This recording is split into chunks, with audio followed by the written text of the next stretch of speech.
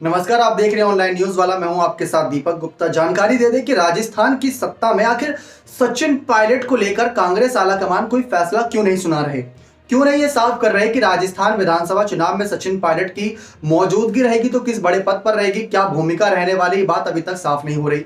गहलोत को लेकर आए दिन कुछ वीडियो सामने आते रहते हैं जहां पर यह कहा जाता है कि चौथी बार गहलोत सरकार, लेकिन सचिन पायलट को लेकर क्यों नहीं स्थिति साफ की जा रही। 2020 में वैसे तो राहुल और प्रियंका के द्वारा सूत्रों के अनुसार ये बात कही गई थी कि आप डिप्टी सीएम पद और प्रदेश अध्यक्ष पद पर वापसी कर लीजिए, लेकिन पायलट ने उन पदों को ठुकरा दिया था क्योंकि पायलट की मांग तो मुख्यमंत्री पद है। अब आपको बताने वाले एक ऐसी बात जो बहुत ही चौंकाने वाली बात है कि आखिर पायलट को लेकर कांग्रेस पार्टी क्यों नहीं कोई स्थिति साफ कर रही। देखा जाता है कि अगर कोई व्यक्ति इतना खास हो, इतना उसमें गुण हो, इतना वो कहीं ना कहीं कामयाब इंसान हो, मेहनती हो, तो उसको पद देने में बहुत सोचना समझना पड़ता है कि क्या पद दिया जाए। प्रदेश अध्यक्ष पद दिया गया था, पायलट ने बहुत मेहनत करी थी, 21 सीटों से 100 सीटों तक ले आए थे कांग्रेस को राजस्थान की सत्ता में। कुछ नेताओं का यह भी कहना था, गहलोत के समय 153 भी लाए थे, तब तो पायलट नहीं थे। खैर वो बात की बात थी, लेकिन जिस तरीके से मोदी लहर के रहते हुए 2019 में चुनाव जीता था, भाजपा ने कहीं ना कहीं एनडीए की सरकार बनी थी केंद्र सरकार के तौर पर, और 2018 में राजस्थान में कांग्रेस की सरकार बनी थी, वो भी पायलट के प्रदेश अध्यक्ष पद पर रहते हुए, तो ये बात साफ थी। अब ये खबरें निकलकर सामने आई थी बीते कुछ दिनों पहले कि सचिन पायलट को इसलिए फैसला नहीं लिया जा रहा लेकर। पंजाब का हाल आप जानते हैं, चन्नी को चुनाव से कुछ महीनों पहले सीएम पद दिया गया था। हाल क्या हुआ आप सब जानते हैं। तो वही दाग सचिन पायलट के करियर पर नहीं लगाना चाहती कांग्रेस पार्टी, गांधी परिवार, कि सचिन पायलट को जैसे गहलोत कई बार नकारा निकम्मा कह चुके हैं, वही चुनाव में ना साबित हो जाए। 2014 का चुनाव आप सबको याद है, लोकसभा का। प्रदेश अध्यक्ष थे तब सचिन पायलट और कांग्रेस को सीट नहीं मिली थी राजस्थान से। किसकी नाकामी निकली थी? सचिन पायलट की। लेकिन उनको प्रदेश अध्यक्ष बने हुए 3 महीने हुए थे, लेकिन फिर भी पायलट ने कहा था कि मैं इस्तीफा देने को तैयार हूं, तो वो पायलट की ईमानदारी थी।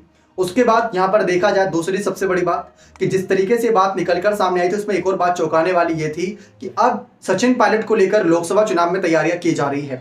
राहुल गांधी तैयार है लोकसभा चुनाव लड़ने के लिए, सांसद सदस्यता भले ही गई है, लेकिन कांग्रेस पार्टी कोशिश करेगी अपने हर एक युवा एक्सपीरियंस नेता को पूरे देश भर में रैलियां कराने की, ताकि उनकी रैलियों से बहुत प्रभाव पड़े, जैसे हिमाचल में पायलट की रैली से फर्क पड़ा था। तो इसी वजह से पायलट के ऊपर एक और नकारा निकम्मा का दाग नहीं लगाना चाहते, एक और राजनीतिक ऐसा दाग नहीं लगाना चाहते जो उनको आगे बढ़ने से रोके, उन पे लांछन लगा दे। इसी वजह से राजस्थान चुनाव में लगातार रिवाज बदलता है, इसीलिए गहलोत को आगे किया जा रहा है, लेकिन पायलट चाहते हैं कि उनको आगे किया जाए। अब पायलट की मांग पूरी होती है नहीं, ये देखना बेहद दिलचस्प रहेगा। तो यही वो बड़ा राज है जिसको सुनकर हर कोई दंग है कि कहीं ना कहीं पायलट को लेकर विधानसभा में नहीं बल्कि लोकसभा चुनाव की तैयारियों को लेकर चर्चाएं ज्यादा हैं, क्योंकि पायलट जैसा काबिल नेता सिंधिया की ही बराबरी कर रहे तो ज्यादा कुछ डिफरेंस नहीं है। पायलट और सिंधिया में काबिलियत की लगभग सेम गुणवत्ता निकलती है। इसी वजह से सिंधिया आज के समय में उड्डयन मंत्री के तौर पर जाने जाते हैं। उनको राज्य में ज्यादा इंटरेस्ट नहीं, राष्ट्रीय स्तर पर आप बहुत राजनीति में दिलचस्पी जताते हैं। ठीक वैसे ही सचिन पायलट को जिम्मेदारी दी जाए।